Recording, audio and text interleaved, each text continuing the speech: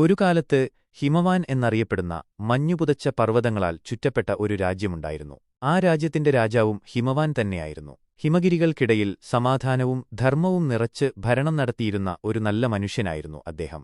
അദ്ദേഹത്തിന് ഒരേയൊരു വലിയ ആഗ്രഹമേ ഉണ്ടായിരുന്നുള്ളൂ: ദൈവീകമായൊരു പുത്രി. അദ്ദേഹത്തിന്റെ പ്രാർത്ഥന കേട്ട് ദേവന്മാർക്ക് ദയ തോന്നി. അങ്ങനെ ഒരു ദിവസം അദ്ദേഹത്തിന് ഒരു പെൺകുഞ്ഞ് ജനിച്ചു.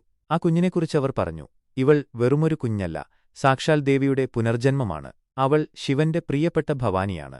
അങ്ങനെ ആ കുഞ്ഞിന് അവർ പാർവതി എന്ന് പേരിട്ടു. പാർവതി വളർന്നുവന്നപ്പോൾ വളരെ ശാന്തസ്വഭാവക്കാരിയായിരുന്നു. അവളുടെ മനസ്സ് എപ്പോഴും തപസ്സിലേക്ക് ആകർഷിക്കപ്പെട്ടു. എങ്കിലും അവളുടെ ഹൃദയത്തിൽ ഒരേയൊരു ആഗ്രഹമേ ഉണ്ടായിരുന്നുള്ളൂ: ശിവനെ ഭർത്താവായി ലഭിക്കണം. എന്നാൽ ശിവനോ? അദ്ദേഹം ഏകാന്തനായ ഒരു യോഗിയായിരുന്നു. ലോകത്തിൽ നിന്നകന്ന് തപസ്സിൽ മുഴുകിയിരുന്നു. ശ്മശാനമായിരുന്നു അദ്ദേഹത്തിന്റെ വാസസ്ഥലം. ഭക്ഷണത്തെക്കുറിച്ചോ വസ്ത്രത്തെക്കുറിച്ചോ ചിന്തയില്ലാത്ത ഒരാൾ.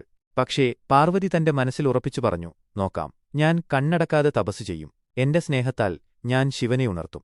വർഷങ്ങൾ കടന്നുപോയി. 1-2 വർഷമല്ല, ഒരുപാട് വർഷങ്ങൾ. കാടിന്റെ ഉള്ളിൽ ഉയരം കൂടിയ മലകളുടെ അടുത്ത് പാർവതി ഭക്ഷണം പോലുമില്ലാതെ തപസ്സനുഷ്ഠിച്ചു. അവളുടെ നിശ്ചയദാർഢ്യം അത്ര ശക്തമായിരുന്നുവെന്ന് പറയപ്പെടുന്നു.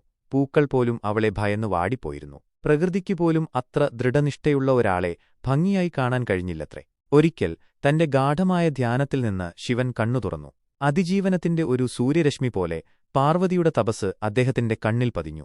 അദ്ദേഹം മനസ്സിൽ വിചാരിച്ചു: ഈ പെൺകുട്ടിയെ ഒന്ന് പരീക്ഷിക്കണം. അങ്ങനെ ശിവൻ ഒരു വൃദ്ധബ്രാഹ്മണന്റെ രൂപത്തിൽ പാർവതിയുടെ അടുത്തേക്ക് ചെന്നു. ഓ കുമാരി, ബ്രാഹ്മണൻ ചോദിച്ചു, എന്തിനാണ് നീ ഇത്രയധികം കഷ്ടപ്പെടുന്നത്? ആരാണീ ശിവൻ?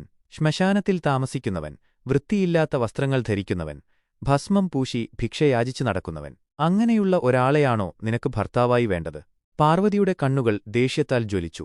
പക്ഷേ അവളുടെ വാക്കുകൾ ശാന്തമായിരുന്നു. നിങ്ങൾ എന്നെ അവനെ വിമർശിക്കാൻ പ്രേരിപ്പിച്ചാൽ പോലും ഞാൻ എന്റെ ശിവനെ ഉപേക്ഷിക്കില്ല. അവനാണ് സത്യം. ഈ ലോകത്തിന്റെ ആന്തരിക താളം അവനാണ്. അപ്പോൾ ആ ബ്രാഹ്മണൻ പതിയെ പതിയെ മാറാൻ തുടങ്ങി. ഒരു അത്ഭുതകരമായ പ്രകാശം അവിടെ നിറഞ്ഞു. ആ പ്രകാശത്തിൽ നിന്ന് ഉയർന്നുവന്നത് സാക്ഷാൽ ശിവൻ തന്നെയായിരുന്നു. ദേവി, നീ പരീക്ഷയിൽ വിജയിച്ചു, ശിവൻ പറഞ്ഞു. നിന്റെ സ്നേഹവും ഈശ്വരനോടുള്ള സമർപ്പണവും എന്റെ ഹൃദയം കീഴടക്കി.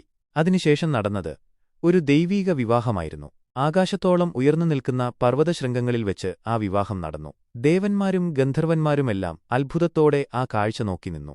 അങ്ങനെ അന്നുമുതലാണ് ശിവനും പാർവതിയും ഒന്നായത്. അവരുടെ ആ മനോഹരമായ ഐക്യത്തിന്റെ കഥകൾ ഇന്നും നമ്മൾ പാടുന്നു, കേൾക്കുന്നു. ഇതാണ് പാർവതിയുടെ തപസ്സിന്റെ കഥ.